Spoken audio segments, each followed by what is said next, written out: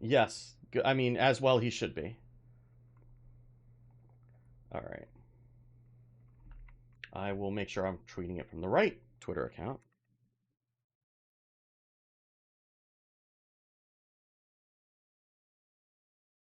They can't hear us yet, by the way. I will put us live in a second. Or audible in a second.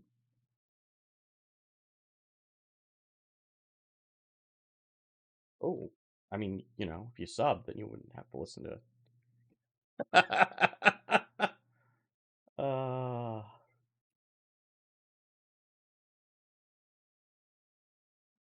They can hear us? They can hear us or they can't? They can? Oh, they can hear me. Oh, because that didn't mute. All right, I'm just going to make us live. They probably can hear me because my mic is on a separate thing and for some reason it doesn't mute along with everything else. So, yeah. Ooh, we're sharing a desk. Look at us. So, good thing I wasn't saying anything, Oh, I got to anything that was untoward. Yeah, I got to open up Discord in a browser because oh my god, I'm a mess. Don't mind me. Oh, you're doing great. I'm a professional podcaster is what I am. Wicked. I have no idea how to do any of this shit, so you can edit. That's all you need to be able to do. That I learned one thing. Do we usually do here? We usually do here, right? And thank God I learned it like a year and a half ago. I'll be right back. One sec. Yep, no worries. Yeah. I'm like, I actually just I forgot we were recording on Tuesday until like this morning. I'm like, oh yeah, we're doing a show tonight. Because like it feels like we just did a show because we did one on Friday, so it's just like because it released like 2 days ago. Because we just released it yesterday. Yeah, like I'm just providing extra value for our patrons who get the raw audio first. All right. Okay. It has nothing to do with the fact that I am extra in my combing through stuff. Yeah. Oh no, it moved the windows around. Can I drag the window? Oh god. I screwed it up, sorry. No, it's not your fault. It's like Discord decided to move the windows. So now I need to retire. I don't know how to get them to stay in one place. So I'm just, I'm MacGyvering this stuff. Okay. Fine, All we're right. not recording yet. We're not recording yet. We could be, we're not, but okay.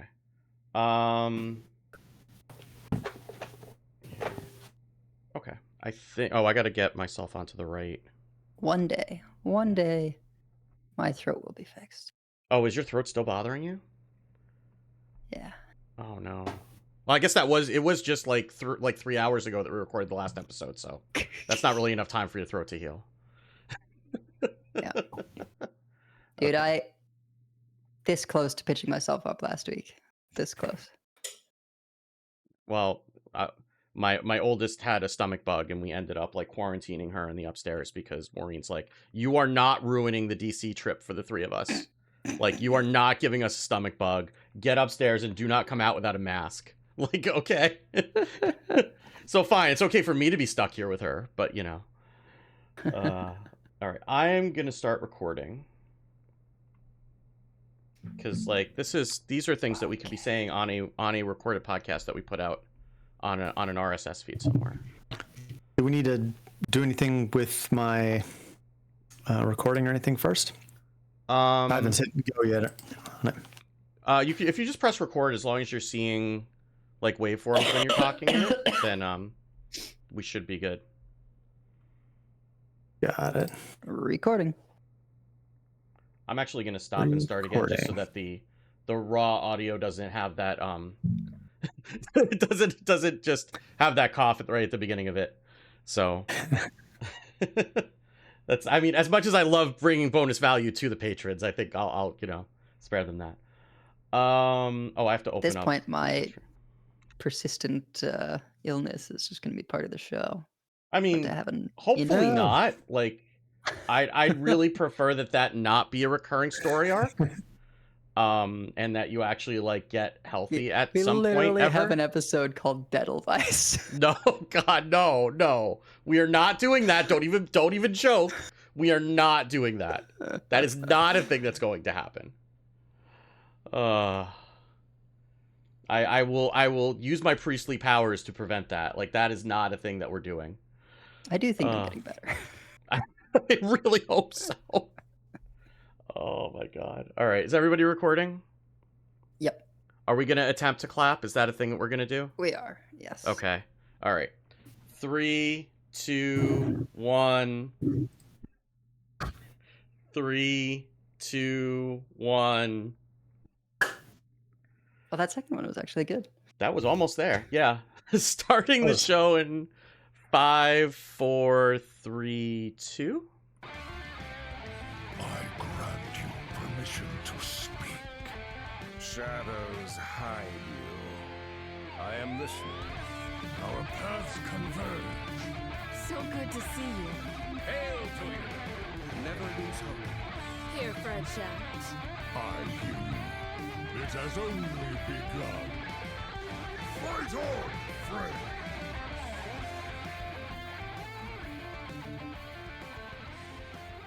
Hello and welcome to episode 397 of Coin Concede, a Hearthstone podcast dedicated to making the competitive side of the game more accessible to you. It is Tuesday, May 23rd, 2023 in the evening.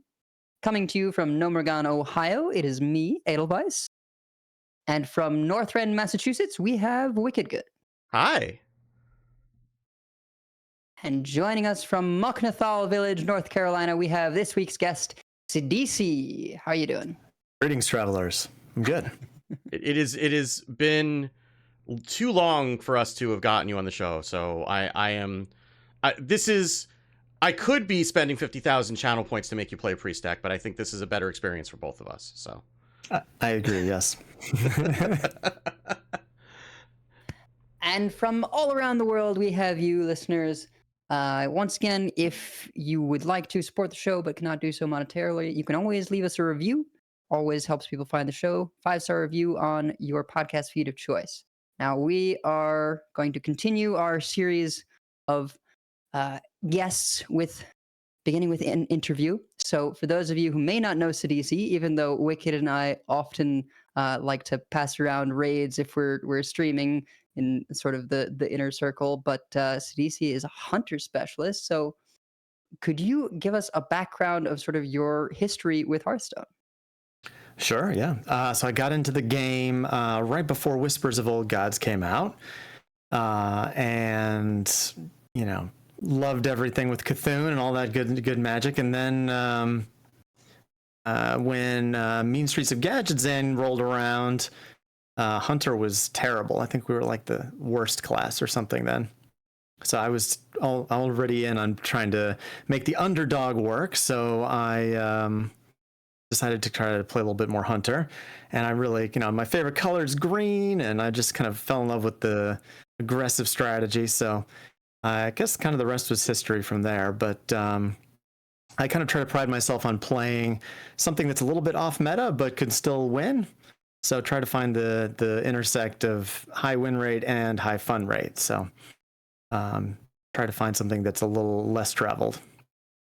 So you didn't just like play Undertaker Hunter and fall in love? That you weren't around for those days? I missed the Undertaker Hunter days. I'm waiting for Classic to upgrade to Nax or something. you could still play Face Hunter in Classic. Like that was a legitimate thing back then. I have played Face Hunter to Legend in Classic, so I have done that. Although I think even Classic is a point where Eaglehorn Bow does not upgrade on opponent's secrets, right? That was earlier. Yeah, that was beta that it did that. That was they took all the broken stuff out before they launched the game for real. Yes. That would have been a little bit too much fun, I think. Very for rude. some people, and not fun at all for others. So how do you make sure to keep having fun even when Hunter isn't well positioned in the meta? I imagine being a specialist can sometimes be a little challenging. I think it kind of ebbs and flows. Sometimes I can find a fun deck that I'll just play a lot, like hundreds of games with. So as long as I'm winning a little bit, I can usually find something that interests me. But sometimes I'll reduce play a little bit while we're waiting for new content, or try different modes. Like I'll play wild or classic or arena, that kind of thing. So I mix it up a little bit. But I remarkably haven't needed to dial it back too much. I've been able to be a specialist and not hate it. So it stays interesting to me. And here is where it is exposed that Wicked wrote these questions. What exactly did a priest do to you to make you hate them so much? Well, back in the day, I've been streaming for almost 5 years now. Back in the day, I used to have a channel point redeem where I would patronize priest and be really condescending. I believe the term was denigrate, Sid. Let's be historically accurate. Let's be historically accurate here. That it was not patronize. I'm pretty sure it was denigrate. I'll have to look at I'll have to dig that up. I'll send you a screenshot. But yeah, I guess it's easy to hate on priests. I think I tell my chat, you always have to have a good villain, right? If there's not a good villain, then let's say we remove priest, who will they come for next? That kind of thing. So, but I guess I'm, as a kind of an aggro, more aggressive player, I'm always gunning for the control player. I guess maybe that's the simple answer. I just assumed that you were just so exhilarated by the one priest win in your history that you just never were going to be able to top that feeling ever again, and so you just decided to retire the class and dust all the cards to make sure you were never tempted. I assume that's what it was, but yeah. It's true. I didn't have any priest wins, and then at some point they loaded these old arena wins a couple of years back, and I got one priest win out of that. I guess I played like a 1 in 3 arena run or something back when I started. But yeah, I have no interest in playing priests, so I don't dust them out of spite so much as I just love my golden hunter cards. So I need the dust. Yeah, okay, we can tomato that one. That's So, have you never been tempted by Archbishop Benedictus? That's probably the closest. Smork Priest is intriguing. Yes, I could maybe play a little bit of that, but I don't have any of the cards, so. He saved himself from himself. That's why he does all of them. So there's no temptation. There's too much dust you'd have to spend. Principles. Sure. Come too far. All right. Well, if you had to pick a favorite class besides Hunter, what would it be? Probably one of the other more aggressive classes like Demon Hunter or Rogue. I have Golden Paladin and Warrior. So I used to enjoy playing some Charge OTK Warrior back in the day, and Which version? Because there's been a few of these. There's the ones with like frothing. There's the one Raging Worgens. Raging Worgens. Okay, Yeah. so not Molten Giants. That's No, not that. That would have been too long ago. Yeah. But yeah, and more anything that's kind of mid-rangey to aggressive. I played a little bit of Elemental Control Paladin for a while. I didn't have any of the Paladin legendaries. And there was, Servant of Kalamos or whatever, lets you discover a legendary or something. One of those cards lets you discover a legendary. So it was a fun one for someone who didn't have many cards. Did that get you Happy Rag? What did that get you? I forget. In Paladin. Happy Rag, Tyrion, and I think, or maybe it was just Happy Rag. Because they had like the turtle, I forget what the name was, from Ungoro, would let you discover a legendary because it was discover a taunt, and that would get you like Tyrion or Sunkeeper Tarim. Or Sunkeeper Tarim, and there was like one other legendary. And there was not very much else in that pool. That was when we first discovered the evils of Discover and 4-set metas. One day, Sunkeeper Tarim will be in core, and everyone will remember. Everyone will remember. That is going to be a terrible, terrible day. I think we might be surprised on how mediocre it is. I mean, it was great back then. But... You say that now. I thought I remembered the devs saying they play tested it because they wanted to bring it in and it was too strong. So because I think they were considering it for this year, then they tried it, and it's like, nope, this is going back in the bin with Carnivorous Cube. Like, we're not doing that to people again. All right. Maybe well, instead of nerfing the rogue location again, maybe they'll just swap that in.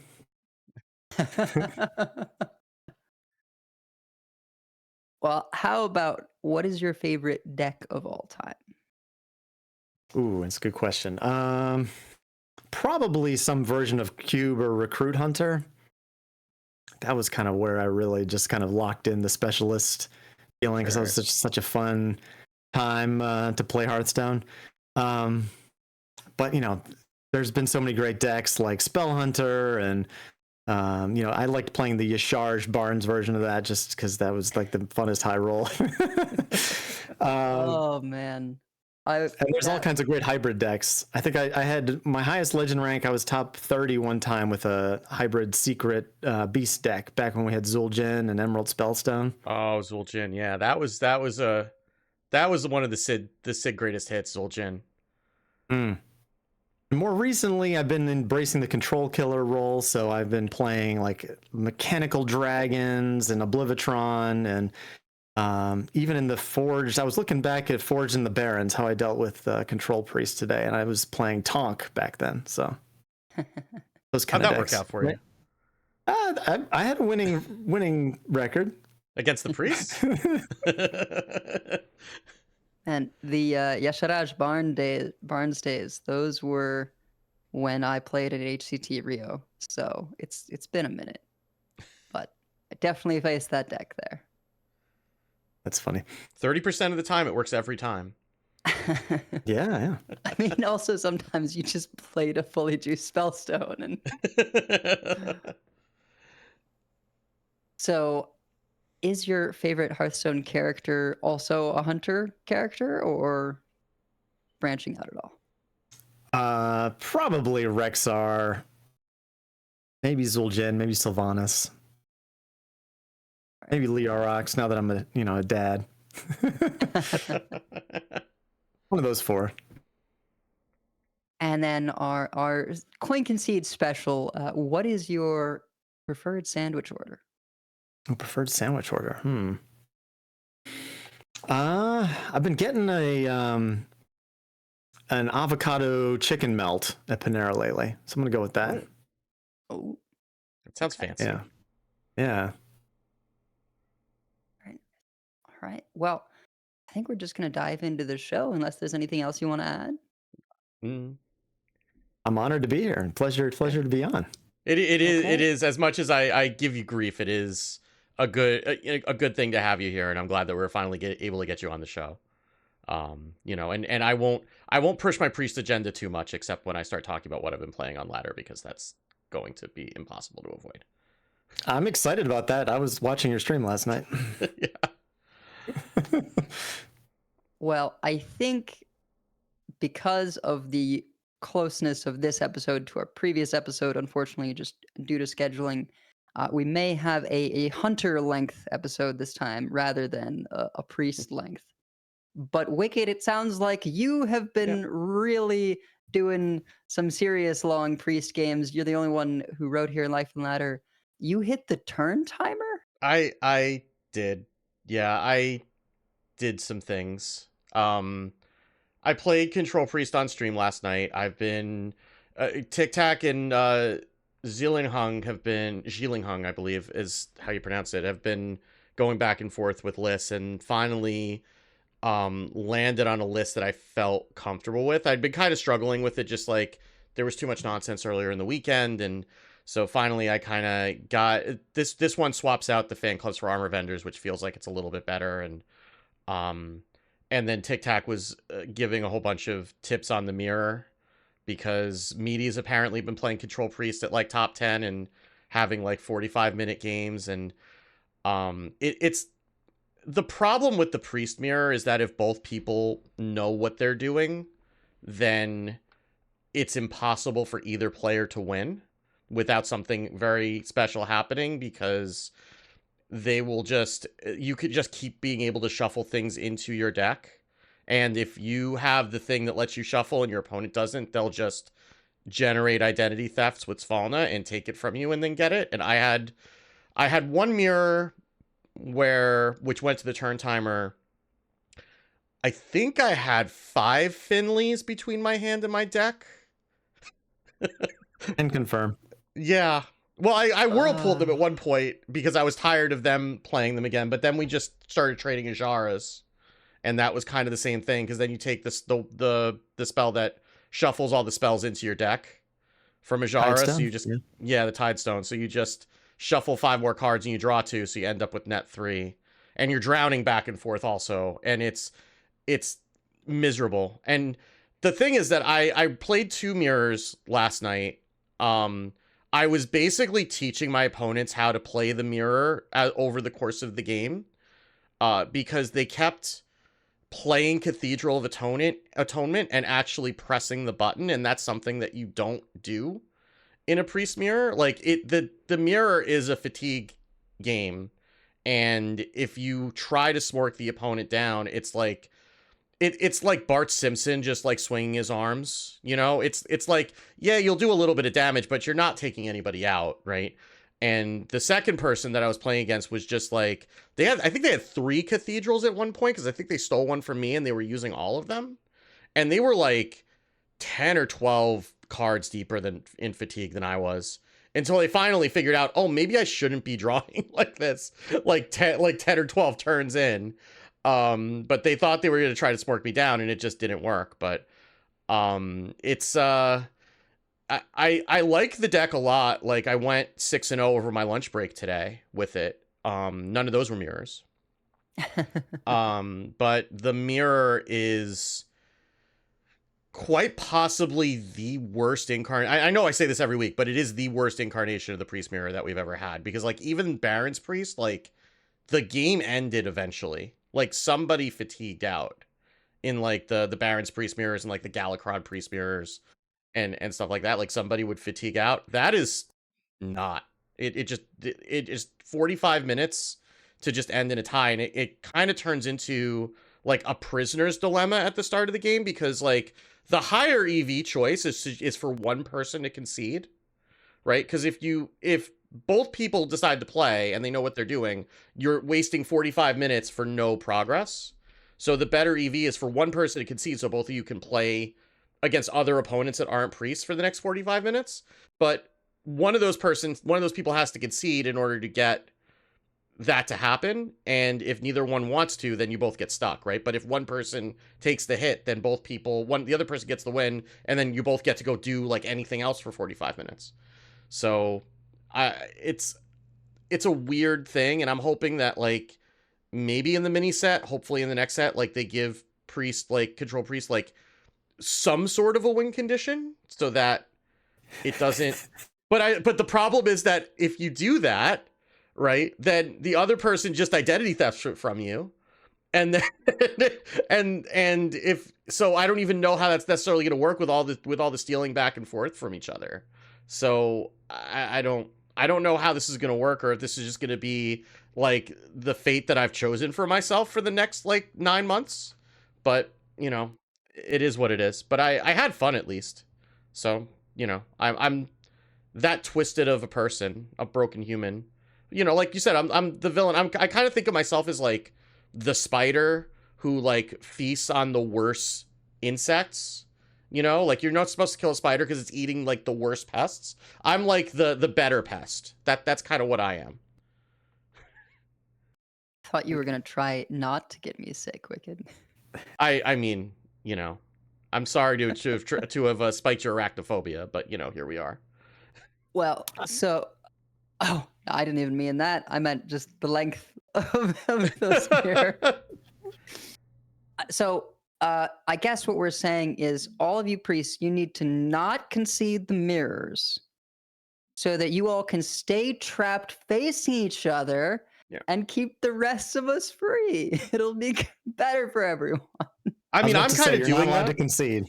I'm doing that because I'm stubborn, and at the ranks I'm playing at, I assume that people don't know how to play the mirror, so I'm not conceding because I'm pretty sure I can win if they don't know what they're doing, and I've been proven that. But you know, the other priests have to kind of figure that out. I have a feeling that a lot of people who are trying to play Control Priest, they'll play the mirror once and then they'll just figure that out, that's the winning line. Because it's just like 45 minutes of like I highlighted one of the games last night, the one that only took 20 minutes because they were trying to smork me and drew too much. And you could see me just like sink back in my chair and audibly like groan for like a good 15 seconds when I realized that it was Renathal coming up, because it's just, yeah. I'm really selling the deck, I know. Like, I'm really, What percentage of ladder has to be priest for this to become a big problem? More than it is now. Last I looked, I think it was 5%. So, I mean, if it's 1 in 20 games, that's fine. I think if it's more than like 10%, I mean, and 10% is like where blood decay's been, like even since the nerfs, right? So if it got as prevalent as like Blood Death Knight, yeah, okay, maybe then that's gonna be an issue. But I don't think it'll ever get there, just because people get stuck in mirrors against each other and arguing to anybody else, and it's just like a lot of people are just not gonna want to do that, because like it's even me, right? Like I was playing over my lunch break and I had to cut my playtime short like 10 minutes before my lunch break is over, because it's like if I queue into another priest, like that's it. I can't, I'm going to be late for my meeting. So if I get fired, I will have more time to play priest mirrors, but that is not an optimal strategy. You could just concede. Come on, and then they think the next time they see you, they'll win trade with you. I'm too proud for that, Sid. I am not conceding a priest mirror. Like, what would, like, that's the one time that somebody recognizes me and like then goes to post on Twitter, hey, Wicked Good just conceded on turn 1 in a priest mirror. Like, that's all I need is for that to get on Reddit. It's true. Watch out for that. Yeah. Keep your priest clout. Yeah. Well, how about you, Sidisi? How has your life in ladder been? It's been pretty good. Honestly, Hunter is pretty mediocre, I feel like, in the current meta. Face Hunter's pretty solid. It's kind of leaning a little mid-rangey. My buddy Ron Mexico has been playing Face Hunter in top 200 Legend pretty consistently. So if you know what you're doing, that seems to be the best pick on ladder. I've been trying a greedy big beast deck, which I've had maintained like a 55% win rate with over 100 games now. Maybe I'm closer to 200 now. But that deck, I don't know. It's not quite as satisfying as like playing Mechanical Dragons against Dr. Boom Warrior or playing Tonk against Baron's Priest. It's just, I feel like maybe there's just too much disruption in the meta. Too much Dirty Rat, too much Theatar, too much Patchwork. I don't know. It can be, you can have this game plan that just kind of, it's, Hunter doesn't really carry many cards in the mid game. So like, even if you're trying to play the greedy deck, it's pretty easy to have your good card taken away from you. So I don't know. It's a fun deck, but it's kind of easy to get tilted into control with it. So I've been taking a break from that. I tried to make Hybrid Hunter work this week, and I was really struggling to top a 50% win rate with that. It feels like it just doesn't, it's not up tempo enough to win the Face Hunter matchups, and then it doesn't quite have enough value to beat control sometimes. So I don't know. So those are kind of the main things I've been trying. I tried a lot of Menagerie and tribal stuff earlier in the month, and that, is kind of like a zoo. It's almost like playing Totem Shaman. You kind of have to win in the first 4 or 5 turns, I think, with those decks. So do you have any payoffs other than one Amalgam Band in the Menagerie decks? Like Hope of Kel'Thalas and Hydra. Oh, yeah, usually what I've been running. But yeah, you can run Queen, and it's kind of, you could put a little big beast package in there if you want, but then it's probably a hybrid deck. So yeah, Queen Ajara is interesting in Hunter right now, because if you just get one of either the bananas or the monkeys, then you have enough spells to activate her. But otherwise, it's hard to get enough individual spells without one of those. It's true. And we have Trinket Tracker, so we can, find the bananas pretty consistently. Mm-hmm. But I did notice, I tried some decks where it was like Queen, bananas, monkeys, Trinket Trackers. I was trying to be really light on the spells because I was running, I don't remember what I was running, maybe Snapdragon or something. and it was some games you just couldn't find the spells, so it goes both ways, I guess. You got to run that 3/1 undead that gives you a shadow spell when it dies. Oh god. Oh yeah. Are there any Hunter Shadow spells? Oh, I guess that one is random. It's random anyway. Yeah. Yeah. So you can And it's- finally Haven't tried play that. priest spells, like in your green priest. I've played a pyrotechnician deck, but I have not gotten to that deck yet. That's the one that gives you a fire spell whenever you play a spell. Mhm. Yeah, I ran into a rogue playing that. Yeah, I was enthused by that strategy, as I'm sure you could imagine. They got 2 out at the same time and just kept shadow stepping things and like bone spiking, and they just had a handful of fire spells at the end of it, and they pyroblasted me for lethal. Of course they did. So Excellent. I did kill kill something with 2 fireballs with the Queen's Ring. From that was pretty fun. that'll work. Yeah. Wouldn't recommend it. It's good in a Jungle Jammer deck, but it's a lot of 4-drops. The pyrotechnician. Yeah. I keep trying to make that card work. I went down to like 1 copy in my warrior deck and it felt okay, but probably still is better without. It's super sweet card, particularly with the odds of getting Jive Insect or Black Rock and Roll right now. It's kind of silly. Yes, and there's a lot of pyroblasts. I've been getting a lot of pyroblasts, which aren't that great in Hunter, but I mean, that's like long after you want the game to be over. I don't know how I it's- would feel about that. it's a little awkward when you can't play any other cards on turns 8 and 9. You're just kind of hanging out, hitting Maybe steady that's what I shots. should be playing in Priest. I'd be fine with the Collateral Pyroblast. damage. That's the game's just starting at turn 10. Well, It'll be like Yogg. What's the Yogg option with the wheel? Oh yeah, the wheel, Wheel of Death or whatever? the wheel of Yogg-Saron, yeah. Yeah. as for me, I have been basically sticking with Enrage Warrior and the Frozen Touch Mage, not the control one that you showed me, Wicked, but the lower to the ground one, the good one. The Egwin one? Yeah. Yeah. The I mean, the kill him one. Yeah. I mean that's a much more efficient way to go if you're going to play mage. Yeah, Egwin's my favorite mage card, I think. So it's solid. It gets there. And yeah, Enrage Warrior is like finally getting noticed and being played by people. So that's cool. I think some of the folks in the Discord will be happy to hear about that. I think in part because it's really good against Relic DH. And that's all over the place. Yeah.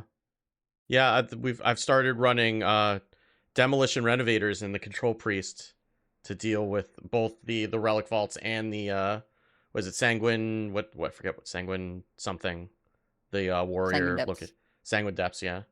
And dealing with cathedrals from Shadow Priest is not bad either, but killing a Sanguine Depths or killing a Relic Vault is it's been worth, and now that it's tradable, there's not as much of a cost to just toss it in the deck and then cycle it a lot. Yeah. New warrior builds are pretty good against Hunter. It's very difficult to beat it without just running face Hunter. And even then, like, collateral damage isn't great with all those minions that have gigantic butts by the time that you can play collateral damage. Yeah, I mean, yeah, I'm usually dead before I can play collateral damage. Just if they have the imbued axe and the anima extractor, those 2 cards are bonkers. And that's basically the mulligan is for those cards. Or the 2-drop that draws the weapon. I mean, they finally buffed yeah. them all enough that it's finally if they keep buffing the cards, eventually they'll start working together. I mean, they've been working. The draw weapon at 2 so that you can curve into the axe, I think is a pretty big deal. I thought that was going to be insane in Hunter with Harpoon Gun, but I haven't been able to get it to catch on. Just keep workshopping it. Well, we don't have a ton of news as it has just been half a week instead of a full week. But Wicked, why don't you take us on over? Gadgets and Gazette always gets the scoop. All right, so it is a bit of a light week. I think we're all waiting on the mini set, and we're recording early this week. So by the time you hear this, there might have been a mini set announcement, but we haven't. We're recording this again on Tuesday, so we haven't heard that. So if we do get a mini set announcement, we will talk about that at length on the next episode. But on at least as far as today, Quilboar and Mex have gone live for Battleground. So those are the last two tribes that were slated to go live. So that is so there's also a dev video that you can watch if you are interested in that. So that will go through the last couple of changes there. And yeah, so I've heard a lot of people being very happy with the way that the last couple of tribes have rolled out. I saw some people being really happy with, just like the way that it introduced all of the different tribes in a way that you could actually keep up with them and not get overwhelmed like they were on the playtest. So Edel, you've been playing a bunch of Battlegrounds. How have you kind of felt with it now that everything is out? So I had been playing a bunch of Battlegrounds. I haven't Uh-oh. played with the most recent stuff. But last I checked in, it was super fun. I do think that the magnetic change is really impactful. I actually got to notice that with demons because of Mechadraxis, because that was still in previously. But yeah, I remember being excited to try mechs with all the new stuff, but I have not gotten around to it yet. To be perfectly honest, I've been a little bit deep in Hyrule for a while at this point. My daughter keeps telling me about like ridiculous things like gifties or something that she's been running into that I'm like, that sounds like they're going to give you a gift. It sounds like a deli bird. I don't know what the problem is, but she's like, no, these are bad. Okay. That's as much as I know. I get missives from the upstairs bedroom every so often. Sid, have you played any BGs over the last couple weeks? Have you really just been sticking to standard? Mostly standard. I'll queue up a little BGs and click around, but I don't really know what I'm doing. Yeah, same. I played a little bit. I played a fair amount, like usually like the first couple days after launch, and then I end up getting sucked into some other shiny thing and forget about it. So, or I end up trying to try hard in TFT again. So, so that's there. You can watch the dev video if you're interested, or just go play BGs. Everything's out. We had today, Tuesday, the Heroic Brawl Legendary Quest rolled out. Because the Heroic Brawl again was delayed by a week, in order to accommodate the balance change. So, when it came out, it said the original patch notes said that it was going to be win 3 games in Heroic Brawl in order to get the lower of the two skins, because there's the skin that basically everybody gets for winning 3 games in the Tavern Brawl, and then there's the super one that everybody got upset about with the economy bumper and everything when you get a full 12 win run. So to get the lower level one, you had to win 3. Well, the quest says play 3 Tavern Brawl games, not win 3 Tavern Brawl games. And apparently that was a mistake. And there was an announcement that came out today. The Heroic Brawl Lyceum is kicking off tomorrow. We know many of you are very excited for the high-stake competition and prizes. The Legendary Quest chain for Heroic Brawl Lyceum went live today in preparation for tomorrow's kickoff. That Legendary Quest chain awards 2 new Death Knight skins for people who compete and do well in the Heroic Brawl Lyceum. Some of you may have noticed the first step of the Legendary Quest chain now only requires you to play 3 Heroic Brawl Lyceum games instead of win 3 Heroic Brawl Lyceum games. Simply put, this was a mistake on our part. As initially announced, the intent was that the Frostmonger side Death Knight skin would be earned by winning 3 Heroic Brawl Lyceum games. That is very difficult to say. We've decided not to change the legendary quest back to the original version this time. Frostmonger Sai will now be able to be earned by playing 3 Heroic Brawlician games during this Heroic Brawlician period, regardless of the outcome. The Crimson Knight Sai skin will still be available for the players who accomplish the incredible feat of 12 wins in one run, and we plan to continue to offer challenge-based prizes in future Heroic Brawlicians. So, what this means is that if you play a Tavern Brawl, you will get the Frostmonger Sai skin.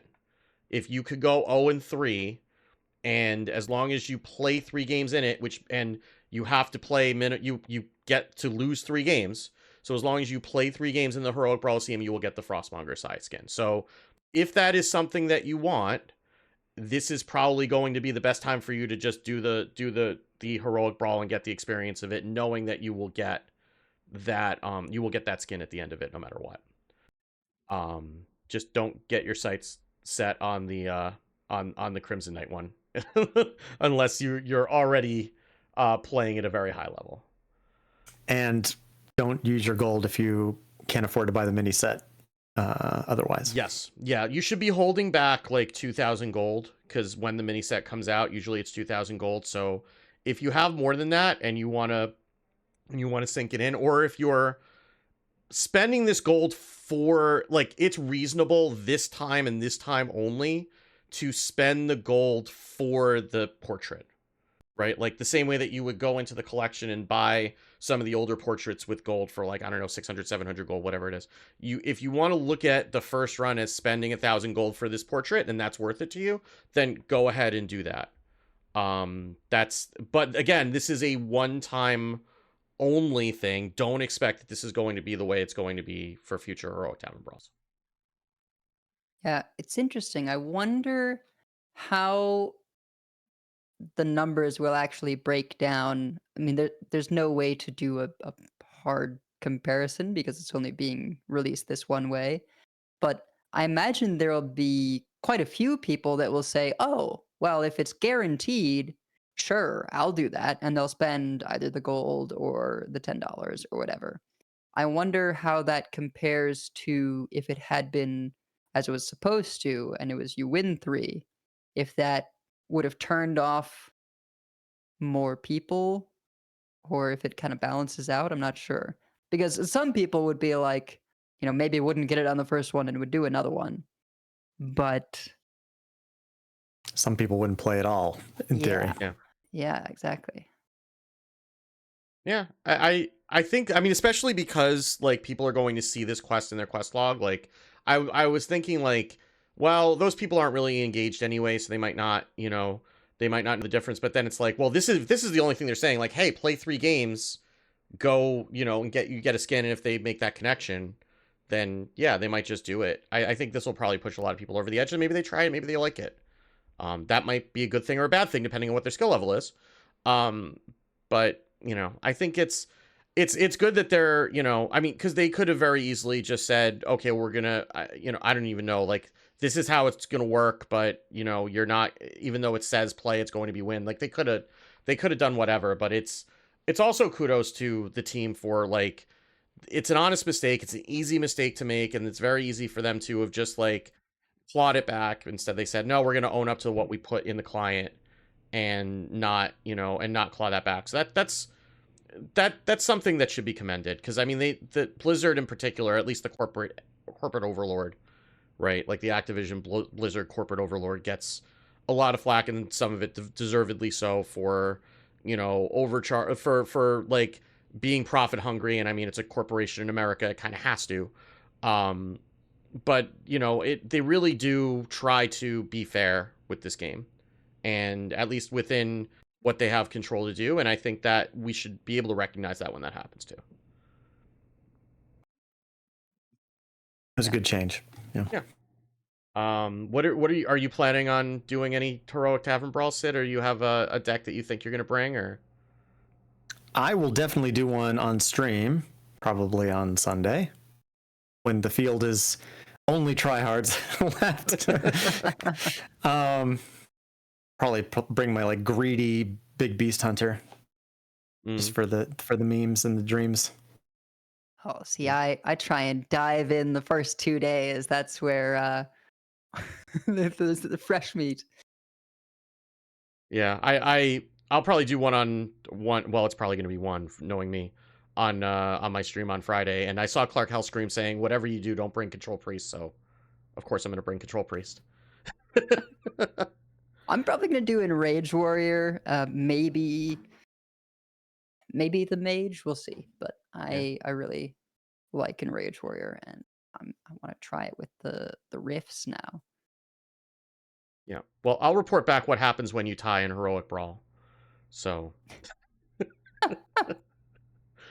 anyhow, The client just locks you out or something. yeah, We'll see. just like that's you just they delete your account. Like, what are you doing? Get out. Like, you should not be here.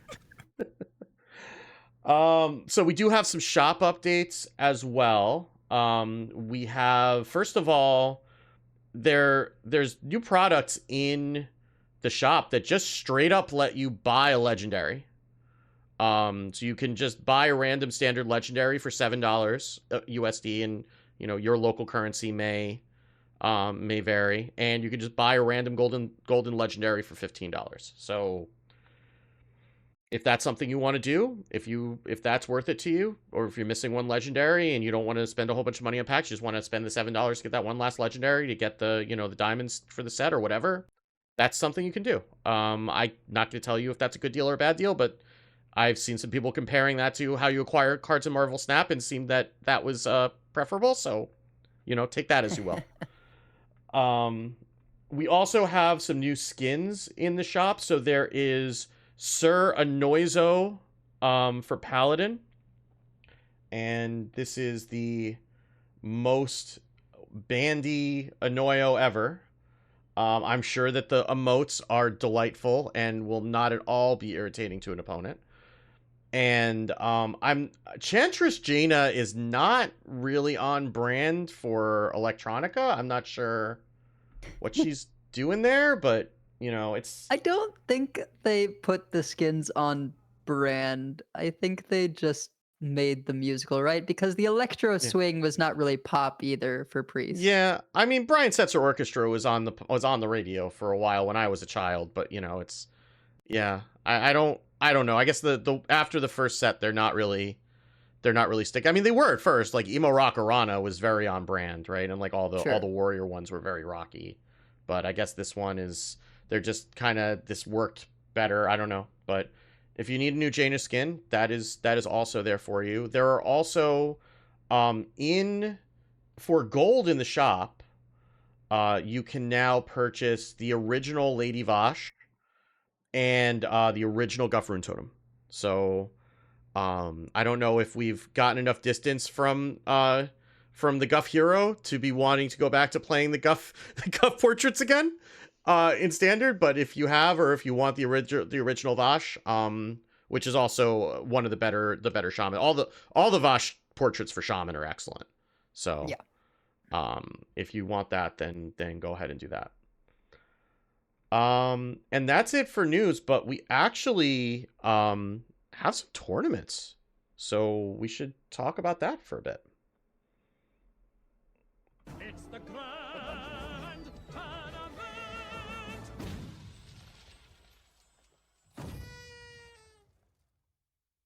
So we have Lobby Legends coming up this weekend. We had qualifiers that were taking place throughout the week. And we have our finalists. So from Americas, we have Karaman, Koyami, and Bofer. In Europe, we have Waterloo, XQN, Good Dummit, Zorg, and Oliek. In APAC, we have Jaguense, Da Pidao, Kiji Hakase, and Alex JP.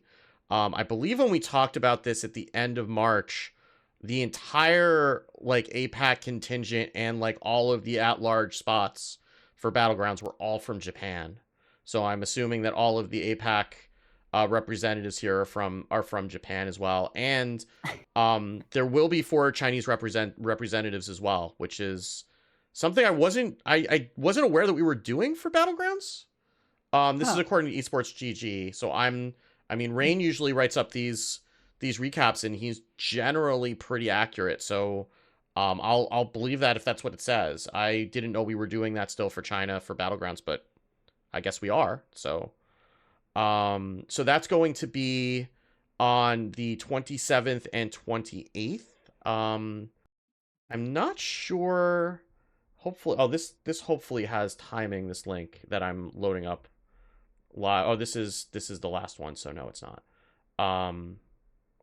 Oh no, you know what? I'm an idiot because I was reading this from last year, so that's why.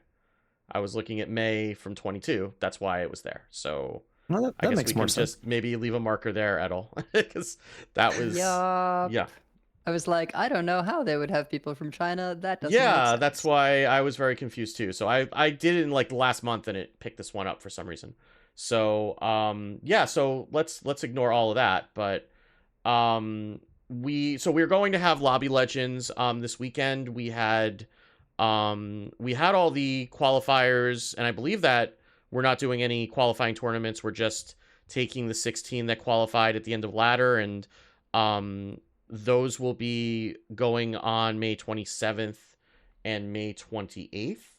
So that's something, again, that'll be on both Twitch and YouTube. So you'll want to go and watch that. And then I'm just getting the seeing if we have timing, but that's the so nope, the Lobby Legends page on the Hearthstone's page just does 404 not found. So the problem is that they haven't really, and one of the reasons that I'm kind of having trouble getting information is that they really haven't been promoting this yet. Which is one of the reasons that I'm having trouble actually reporting on the details, because there hasn't been any tweets from HS Esports giving any official information or announcing the casters as of Tuesday evening. Which is kind of on par with what happened with Standard as well. So you know, I'm just gonna blame it on that, I suppose. But we will hopefully keep an eye on the HS Esports Twitter account, and hopefully there will be additional information coming as to when you can watch it, what time zone it's going to be in, and who the casters are. But that'll be, you know, and I presume it'll be on Twitch and YouTube. So go, you know, again, go make sure to watch it, because we don't get that many Hearthstone esports events, and giving the you know, giving them the viewership when we have the opportunity is going to ensure that we have future Hearthstone esports events, which is, you know, obviously of a vested interest to this podcast and one person on this podcast in particular. So And I honestly do not know how Gia was able to perform at the level she did for both standard and BGs at the same time. and Mercenaries once upon a time too, remember? Like she was doing like Yeah. all three modes all at the same time, and at like an incredibly high level at all of them. I mean, she's just like bionic. I have no idea how she did it. Like I was dipping into BGs with the intent of like maybe being able to cast it eventually, and I'm like, how do I do this? Yeah. How can I commit enough time, you know, to the mode while also still, you know, playing standard and stuff? It's nuts.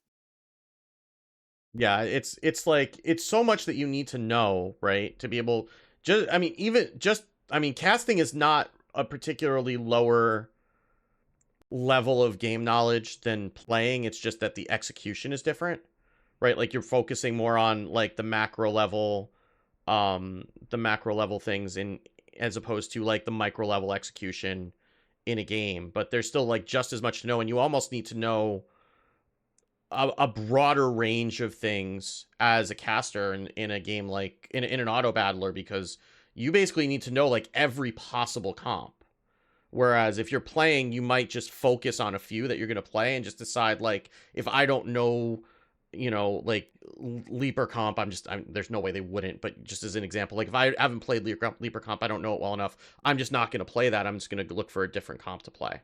Right. If there's like some niche comp they haven't played, but as a caster, you need to know all of that and know like what people are doing while they're doing it, which is a completely different skill set, but it's just as broad of a knowledge base. And to be able to do all of that and keep like multiple metas in one's head at the same time is just like, oh, I'm tired even just thinking about it.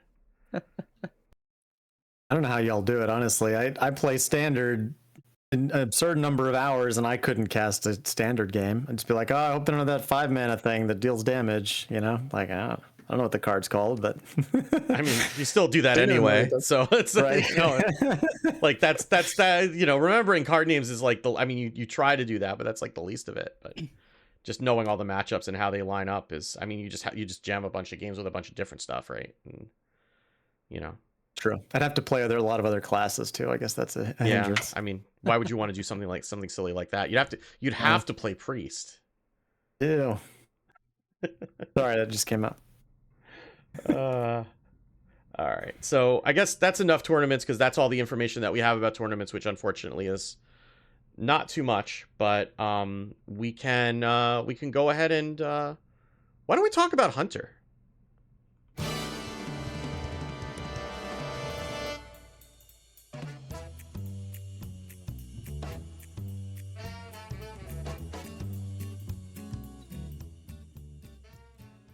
So Hunter is kind of in a middling spot right now. It's not really on people's radar as either a really good deck or a particularly bad deck. It's just kind of in the middle. But I think you mentioned earlier what your favorite Hunter deck was, but maybe could you tell us a bit more about it and sort of what you like about it? And we're talking right now, right? The current Yeah. meta? Current meta. On May So, 23rd, 2023. Greedy Big Beast Hunter. I'm talking Banjosaurs, Amplified Elix, Ambassador Phelan, Scourge Tamer, make the Zombeasts. Ooh. You want, when you play Stranglethorn Heart, you want to get the 50 mana achievement. When you play Stranglethorn Heart. That's the goal. You want to have like some absurd 10 mana Zombeast in your hand for when the Dirty Rat comes out. That's the goal. And I think you may have to remind our listeners, what does Stranglethorn Heart do? Because I think many people will not have played this card. So it's an 8 mana spell with tradable, and it summons revives. It's a green priest card. It revives all beasts that cost 5 or more mana that have died for you that game. So the appendages for the colossals, is the mana cost on those low enough that generally gets excluded from Stranglethorn Heart? They do come out with the colossal, so like Yeah, no, but I mean, you can't get a stalk or something by accident when you're playing Stranglethorn Heart. No, the only one you get is the shell for Kolak. Maybe Nellie's boat. I forget about Nellie's boat, but you definitely get Kolak's shell. Sure. So you get like if you played one Kolak and then you play Heart, you'll get 2 shells. Kind of cool. Which is probably a suboptimal. I mean, it's still 16 armor, but that's probably not what you're looking for. It's better than getting a Gilag stock out of All Fell Breaks Loose, I'm sure. But Gilag is a demon. No, I know, but that's what I'm saying. Like when you play All Fell Breaks Got Loose, it. sometimes you get a stock and then you're sad. And do you run a Jara in that deck to get like the extra colossals out of it too, or is that like a bridge too far? Jara, Queen of Jara? Yeah. Yes. So we do run that, and sometimes the ring is really good in that deck because you can get copies of Faithful Companions or the Heart.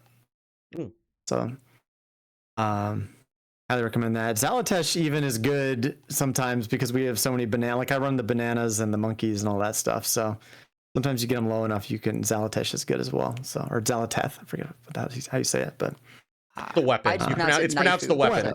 Yeah, the weapon. But yeah, I really like the deck. I feel like it is a bit of a high skill cap deck because you kind of have to adapt your game plan for different matchups. And you kind of have to know what you're looking for when you're discovering zombies.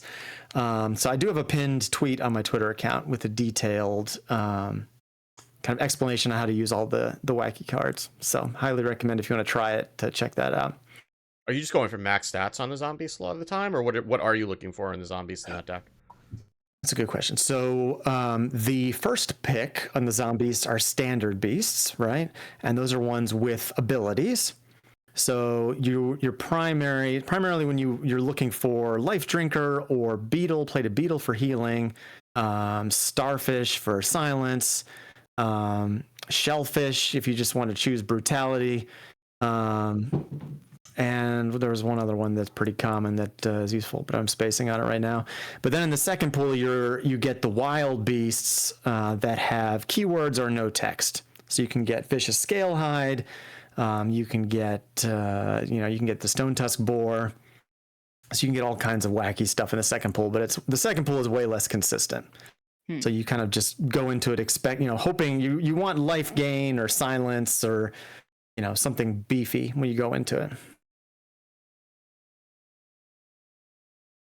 Or maybe you just bank something expecting, hey, I'm playing against a priest and they're probably gonna Blackwater Behemoth later, so I need a starfish or something.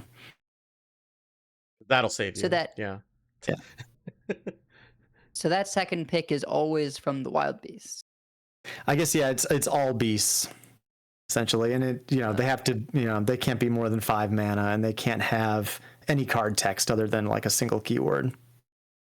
Okay. Like even double keywords get excluded from that, right? I'm sorry. Double keywords are included. They are. I'm sorry. Okay. Like Vicious Scalehide is Rush Lifesteal, right? Oh yeah, Right. yeah. Yeah, that one's. It's hard to explain. I have a whole tweet about this with the detailed thing because no one really understands it properly. It's very complicated for a hunter card. Right? Yeah. I think the first time I played it, I was confused as to why I was seeing wild beasts. There are not enough keyword only beasts in standard, I guess. They had to do it that way. We had Rexar back in the core in the fall last year. Yep. They switched it up for that. I guess when you're only doing one, it's a little bit less toxic to have Vicious Scalehide in the pool when you're not pressing a button to get one every turn. So it's true. It is nice, like you make a selfish shellfish with Stone Tusk Boar. It's an 8/8 5 mana or 6 mana charge, and then you get that back off Stranglethorn Heart. It's pretty cool.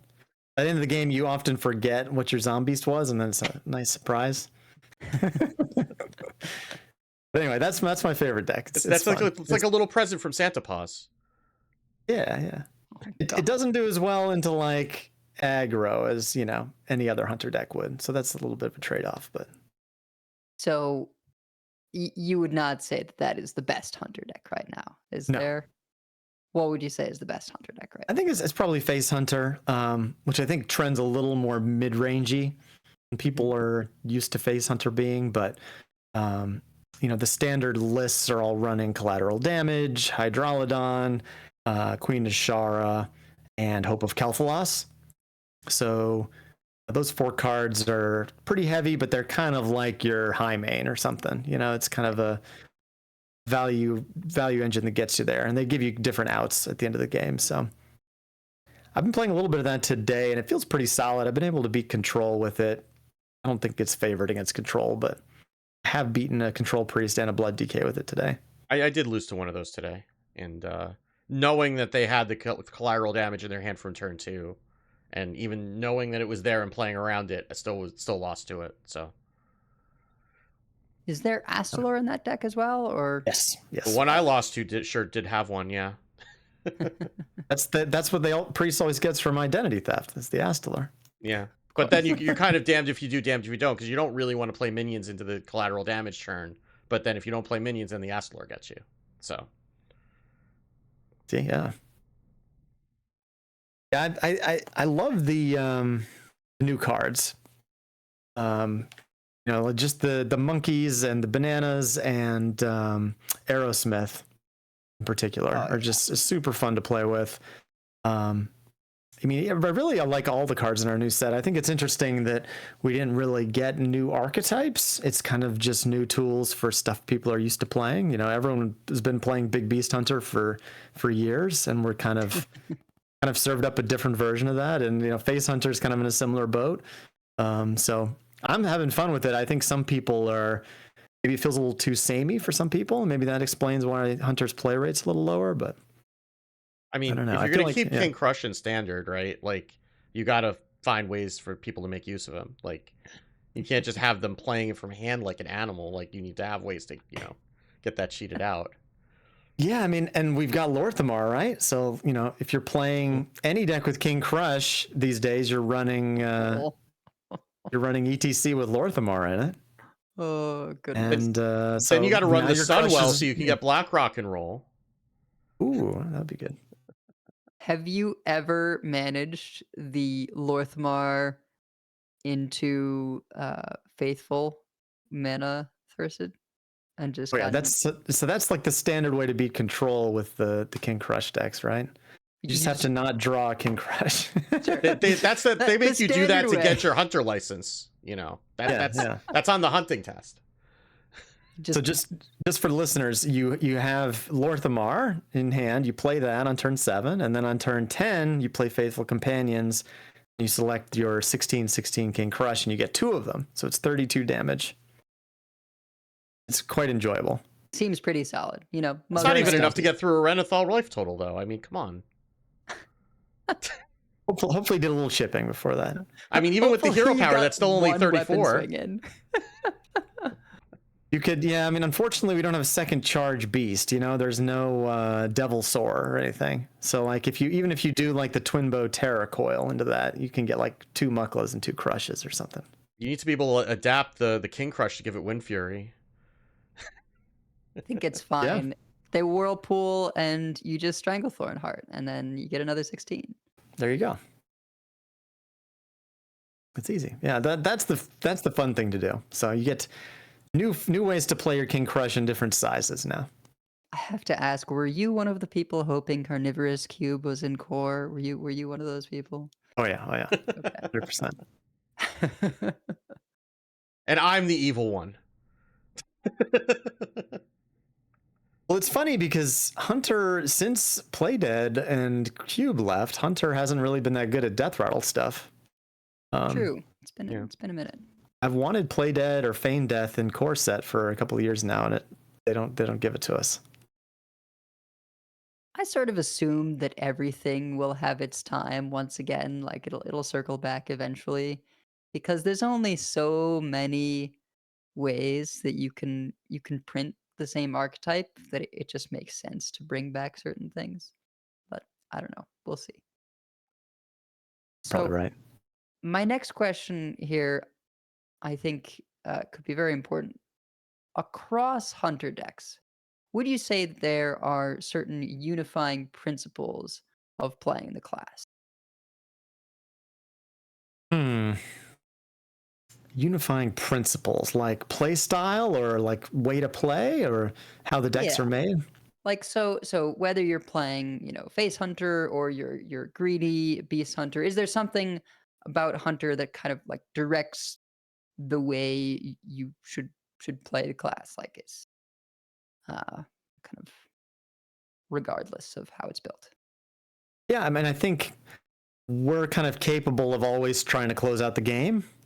So, even in my greedy deck, I run the Slither Spears and the Aerosmiths and the Bananas and stuff because it just controls the board so well in the early game.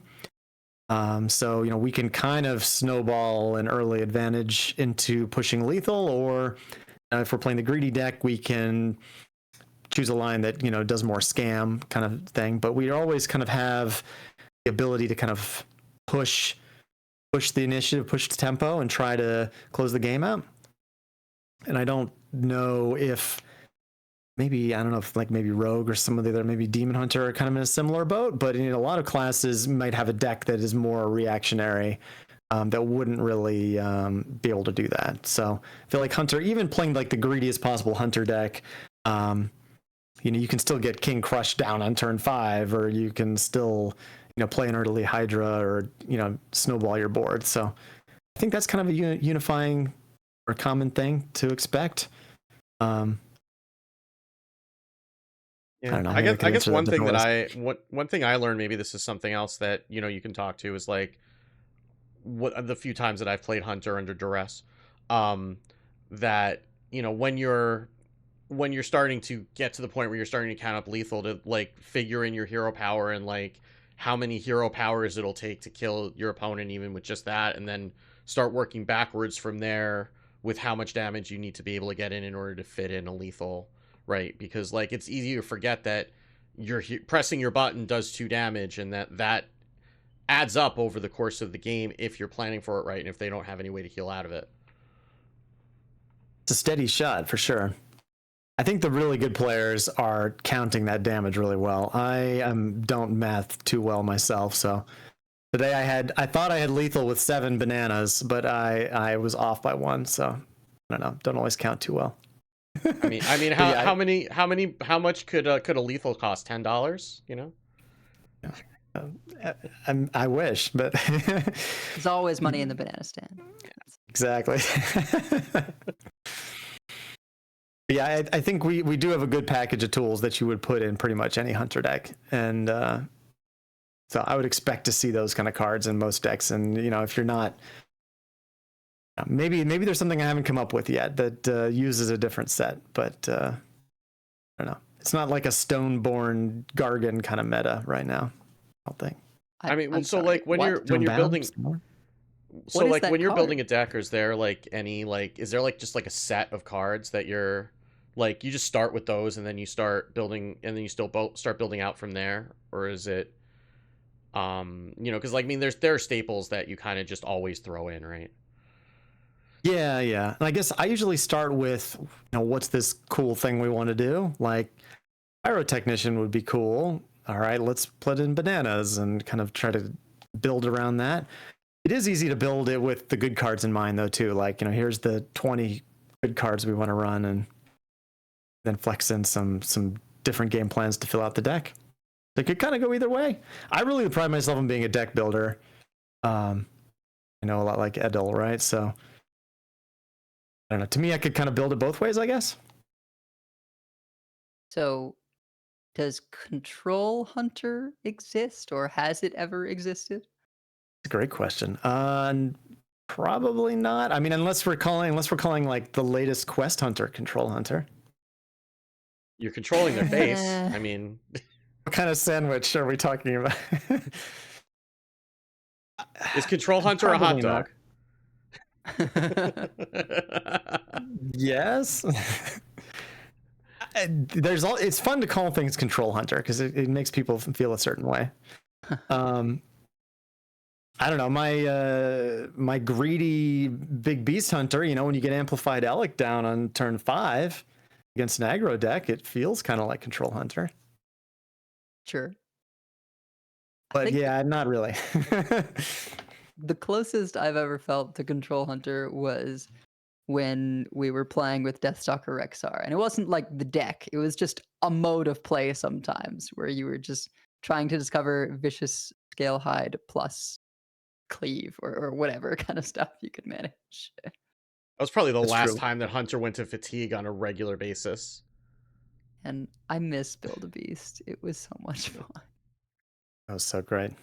It was particularly fun that we had a strong control, a real, control deck at that time too in Warrior, right? Sure.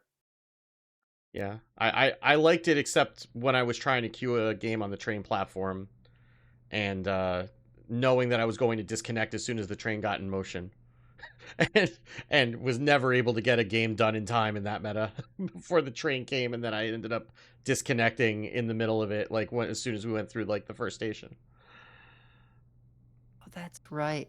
That was the Specialist Warrior. Oh, it days. sure was. Oh, It sure wow. was. That was the Dr. Boom scheme days, Edel. Yeah. That was the last time we were hitting. Yeah. I'm the only person who's a fan of Specialist as a format. Everyone hates it but me. That was the last time we were regularly hitting turn timers before, like, right now. Yeah. That was the only time I competed in esports. I did I did one qualifier for in Specialist. Ah. And then you realized that you didn't need to do that anymore after that. I might have done more. It was just too big of a time commitment with small kids. Oh yeah, especially those early Specialist ones that were Swiss, that were easily like, I think that was back when they were like 15-hour qualifiers or something stupid like that. Yeah, there's no way with small kids that you can get away with that. I think I played 10 matches or something, and it was over 6 hours. It was absurd. That was quick back then. Yeah. Yeah, I'm trying to think of what other decks would qualify as Control Hunter. Maybe some sort of Yogg and load deck or something where, you're just kind of stalling to play your payoff. I feel like I've called a lot of things Control Hunter over the years, and none of them have really been true, probably. But I've accused you of playing a few decks that I call Green Priest, so yeah, I think that's... But those are usually resurrecting things. Like, Jewel of N'Zoth was a big one, yeah. Yeah, Jewel of N'Zoth and I mean, I guess Stranglethorn Heart is kind of in that same genre. But yeah, like whenever you're resurrecting things, that's when I started accusing you of playing Green Priest and saying you could just play the good resurrect cards if you wanted to do that. But yeah, it didn't help that I was playing the greedy version with Cartoot Defender. That didn't help my image too much. I had Tonic too, but I think Yogg and Load probably comes close because it has generation, right? Which is kind of Yeah. a signature of a slower game plan. Like the pop off wasn't even kill the opponent. The pop off was get refill by playing uh Lock and Load, yeah. Load and just a bunch of spells to generate more value, and then at the end you just Yogg. That's that's probably as close as it gets. Newer Yogg almost felt like cheating because it was so much easier to Sure. pop up with. oh, you only have to play Yeah. 10 spells? I mean, come on, that's nothing. I remember going for a Guinness World Record with original Yogg, like. Exactly. So I think to tie this into sort of what's upcoming, we know that there's going to be a mini set soon. May be announced later this week. What would you like for Hunter to get out of a mini set? It's a good question. I feel like I should have pre-reflected on this better for content. I don't know. Honestly, we need. We don't have any, like, I can think of, see, my ideas are never what other people would pick, right? Because they're not going to be like the most competitive card, right? But I would love some more Menagerie synergy. And like we just have some stuff that feels kind of incomplete, right? Like Hunter doesn't really have any Menagerie synergy, but we can make a great Menagerie deck. But we have like K9otron and a couple other mech beasts that don't really culminate in anything. So having some sort of payoff for going tribal would be cool. And would tie in nicely to the Festival of Legends set, I think. Some sort of secret payoff or some reason to run secrets at all other than Harmonica Soloist would be cool. I was playing Cloaked Huntress and what's the thing that lets you discover Secret Sketchy Stranger? Or Yeah. I was playing the two of those together before rotation, and that was sort of okay. But now we don't even have Cloaked Huntress, so there's like no reason to run any secrets at all. But I feel like our big beast package and our kind of our aggro package are pretty good. So we, maybe another Death Rattle card for Nathanos. Like Nathanos doesn't have a lot of friends right now. You can play Highmane and Sharon Saber, and that's kind of it. Sharon Saber is fine, but like, I tried a new Apple Bomb deck with Undead package and Invincible, and that was pretty terrible. So I don't know. Nathanos needs more friends. What about Arcane support? Have you messed around with Arcane Hunter at all? I didn't mention Arcane earlier. I think Arcane's a viable deck. I think it's pretty solid. And the Haldoran buff has really helped the deck, even though the animation still only shoots to the deck. It doesn't shoot to your hand, but neither here nor there. But I think it's just kind of like it's not quite as powerful as Face Hunter. So it's a good deck. I think if there was a meta with a lot of big threats, maybe a deck that has Urchin Spines in it would feel a little better, and maybe that would be the pick. Sure. So like, what would you want in like an Arcane Hunter to kind of tie it all together that it's missing now? I think we just need another Arcane spell, something that we would want to actually play. Something that's better than like Chorus Riff and Warrior, like we need like and we just need more cards to buff, right? So like right now you play Arcane Hunter, you maybe stick Arcane Shot into the deck, which maybe not. So you're running like 8 cards that can be buffed. Your Arcane Shots, your Ricochet Shots, your Conjured Arrows, and your Eversong Portals. And Quiver, is an arcane card, but you can't buff it. So another card that you could buff with your Quiver and your Farstriders and your Halderon would be great. Because right now you play Arcane Hunter and you don't really want to play Silvermoon Farstrider on turn 2 because you're only buffing like 1 or 2 cards in your hand, and that feels kind of bad. So I think we just need more density of arcane stuff. Well, I guess if you're running Apple Bombs, you could run Nerubian Viziers to get more arcane spells to be able to buff. I don't know. Yeah, school teachers. That seems like a terrible idea. Yeah, I mean, we can run the Ghost Riders. We could go full Control Hunter on it if you want. Yeah. I guess the Noglings wouldn't get buffed by the Halderon, right? Right, yeah, I misspoke, yeah. But like Ghost Riders or we can run there's another Discover spell. We can run Mark Shot. That would be, there we go. Hey, yeah, that's gonna solve all your problems. Running March Shot, that's always the solution. That's gonna end up with a good deck. The worst card in our core set, yeah. that'll get us there. Yeah, it's a fun deck. I really like Eversong Portal. That's my favorite part of it. The animation's really satisfying. The Lynxes, their attack sound has a great kind of low growl on it. That's my favorite part. Think of that for like 4 or 5 Lynxes is really satisfying. But to me, I played a lot of that deck last meta, and it doesn't. The deck is not the best version of it. Doesn't really run any new cards, so I haven't played it too much lately.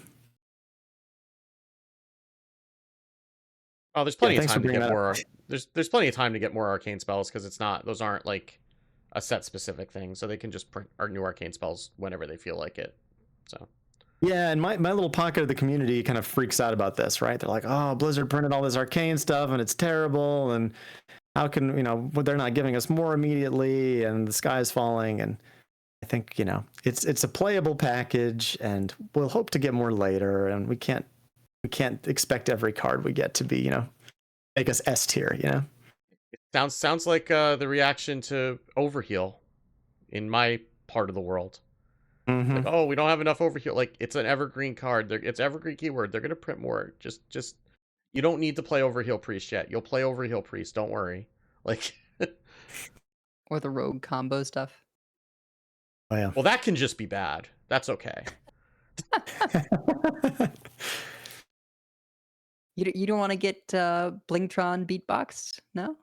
I had to play against the legendary portrait the other day. I do not want to do that again. Like, that portrait is just all over the place, and like too many animations like that. Like, Rogue's already tilting enough as it is, and then to have him like falling down and getting back up and like doing gang signs or whatever the hell he's doing over there, it's like I don't need that in my life. I don't. Had to get off my yard or something at the end there. Yeah. Back in my day, the portrait stood still. You could just hit them in the face and they wouldn't flinch. Yeah, you need a little something to cover up the portrait on your screen or something, Wicked. Yeah. That. I mean, I did put in like accessibility feedback once upon a time that like for ADHD, it's like a lot of movement and it's kind of distracting. And and I don't think, like, I've heard the argument that like, well, you're paying $25 so your opponent can see it. Like, no, you're paying $25 so you can see it. Like, you don't even know if your opponent's even like taped over the top of their monitor or whatever. Like, it doesn't matter what they see. It's that you're paying it for you to see it. Like, you don't need to subject your opponent to it. But maybe but then again, yeah, maybe they could add a button where it just like kind of has a still frame version, right? You can press it so it just stops moving around. I mean, squelch, right? Like, just squelch it, and then if squelch, stop the animations too. Like, that would be fine. Because I mean, if you're squelching them, you probably don't want the thing still moving around anyway, right? Like, you just don't want the other hero doing anything. But that's a different discussion for a different day. It always comes back to auto squelch. Yes. One day. It'll only work in tournament mode. Oh no, don't open that wound. Like, that's And on that note, I think it is time we wrapped up our show. Thank you, Sidisi, for joining us. Sorry it ended up being on a shorter episode, but we have many folks we'd like to thank. Check out our thanks section on the website at coinconcede.com, where you can find our contact info, our show notes, and our Patreon information. You can monetarily support our show at patreon.com/coinconcede. Join us every week live by following us on Twitch at twitch.coinconcede.com. Join our community chats in our Discord at discord.coinconcede.com and write into our email at coinconcede@gmail.com. Follow us on Twitter at CoinConcede, as well as like, share, and follow us on Facebook at facebook.com/CoinConcede. If you'd like some CC swag, head on over to our shop at shop.coinconcede.com. Big thank you to our producers, Number Theory, Doshike, Kresh, Cap, Beef Squatch, David P, Fade to Black, Walu, Jeremy T, Bottle Caps, Grumpy Monk, The Burger Club, Kirk Regan, Forgiven One, and Enraged Chicken. Anyone have Coin Concedes ready? Well, I'm gonna coin concede to Sid for coming on and correcting this long awaited oversight. So I'm glad that we were able to get you on the show. And I'm also gonna coin concede to everyone who's been very patient with me with coachings this month. I finally got a bunch of them done over the weekend. I have a couple more left to do this weekend, and it was good to get back into that, but it took a little while to get back to the swing of things after we got everything settled. But thanks for everybody being patient with me. I did even do a coaching on Shadow Priest with Scoos on Sunday, and I think we went undefeated with it. So I can actually coach aggro decks. I just, I don't prefer to play them, but I can coach them. So Purple Hunter. yeah. I mean, I do get, it does offend my sensibilities playing a priest deck that plays like a hunter, but I'll do it for our listeners. I will do it. Hunter has to pay 2 mana to hit minions with their hero power. So unjust. I'm saying. Sidisi, how about you? Coin Concedes? Thanks for having me on. This is fantastic. I love the opportunity, and I appreciate both of you. You're amazing pillars of the community. So keep up the good work. Thank you. Pillars of the community. I'm gonna have to clip that. Yeah. That's Yeah. he just called a priest main a pillar of the community. Everyone welcome here. And I am going to coin concede to Corbett or Corbett Games over on the Vicious Syndicate podcast.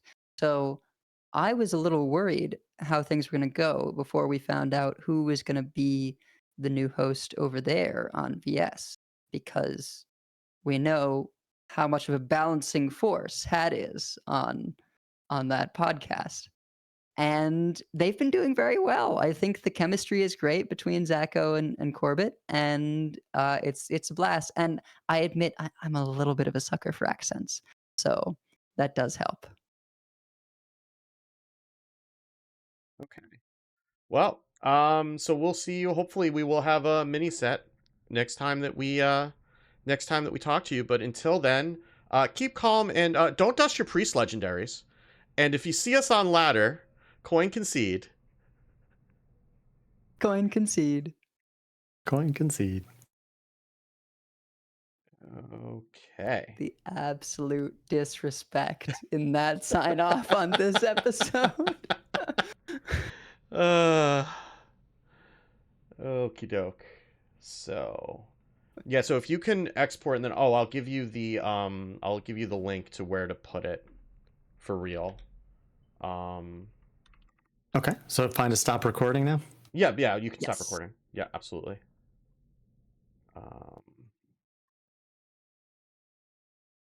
Well, selfishly, it's kind of nice that this is a shorter episode because I have to edit before I leave for vacation this weekend. So, Yeah. Chat, y'all were wonderful today, chat. Thanks for all the positive words. Thank you. yeah, this was great. Yeah. Really enjoyed having you on. Yeah, thanks everybody for coming out on a not on our normal schedule, but I guess we don't really have a normal schedule right now with with all the guests. So, appreciate everybody coming out on a Tuesday night. And we should probably find someone to raid, right? Sid, do you have any do you want I don't know if there's anyone but... I mean, you're usually streaming now, so I don't know if there's anybody Oh yeah. who you would normally raid on a Tuesday night. Let's my friend M Drugi's on, or we could raid Ron Mexico. He's got a bunch of friends already. Yeah, though. I mean, we should raid another Hunter main. That makes sense, right? Yeah, let's do Ron Mexico then. Yeah. Okay. Let me. Currently playing Hunter. The only person playing Hunter in top 200 Is legend. he Ron Mexico HS? Is that who he is? That's it, yep. Okay. Let's see if I get it right the first time. Look at that! I got it the first time. It only took me 3 weeks to figure out how to raid from the command line. Well done, well done. All right. Thanks everybody for coming out. We will be back. Should be normal time next week. But keep an eye on the Twitter, keep an eye on the Discord, and have a great night and go say hi to Ron. Bye.